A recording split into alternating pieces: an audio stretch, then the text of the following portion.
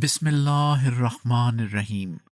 حضرت امیر المومنین ایدہ اللہ فرماتے ہیں، پہلے مومن مردوں کو یہ حکم دیا کہ وہ اپنی نظریں نیچی رکھا کریں۔ قرآن کریم نے جہاں پردے کے احکامات بیان فرمائے ہیں، وہاں پہلے مومن مردوں کو یہ حکم دیا ہے کہ وہ اپنی نظریں نیچی رکھا کریں۔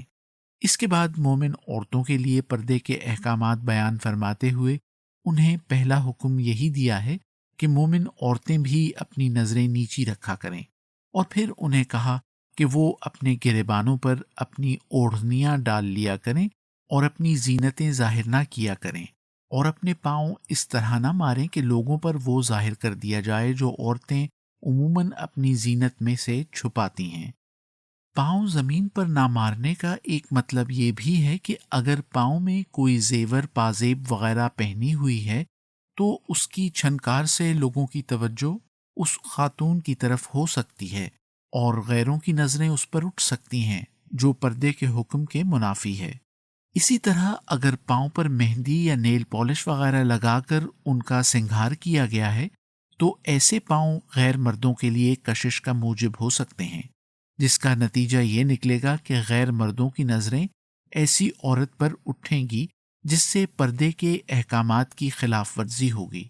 لیکن اگر پاؤں پر کسی قسم کا بناؤ سنگھار نہیں کیا گیا تو ایسے پاؤں سے چونکہ کوئی کشش پیدا نہیں ہو سکتی اور نہ ہی بے پردگی کا سوال پیدا ہوتا ہے، اس لیے اگر انہیں پردے میں نہ بھی رکھا جائے تو اس میں کوئی حرج کی بات نہیں۔ احادیث میں بھی پردے کے بارے میں مختلف ہدایات ملتی ہیں۔ ایک حدیث میں حضور صلی اللہ علیہ وسلم نے عورت کے چہرے اور ہاتھوں کے علاوہ اس کے جسم کے باقی حصے کے پردے کا حکم دیا ہے۔ ایک روایت میں ہے کہ حضور صلی اللہ علیہ وسلم سے پوچھا گیا کہ اگر عورت کے پاس تہبند نہ ہو تو کیا وہ صرف اوڑھنی اور قمیض میں نماز پڑھ سکتی ہے؟ اس پر حضور صلی اللہ علیہ وسلم نے فرمایا کہ بشرطیہ کہ اس کی قمیض اتنی لمبی ہو کہ اس کے پاؤں کی پشت کو بھی ڈھک دے۔ ایک روایت میں ہے کہ جنگ احد کے موقع پر حضرت عائشہ رضی اللہ تعالی عنہا اور حضرت ام سلیم رضی اللہ تعالی عنہا اپنی تہبند اوپر اٹھا کر پانی کی مشکیں بھر بھر کر لا رہی تھیں اور مردوں کو پانی پلا رہی تھیں۔ راوی کہتے ہیں کہ اس حالت میں ان کے پاؤں کی پازیبیں دکھائی دے رہی تھیں۔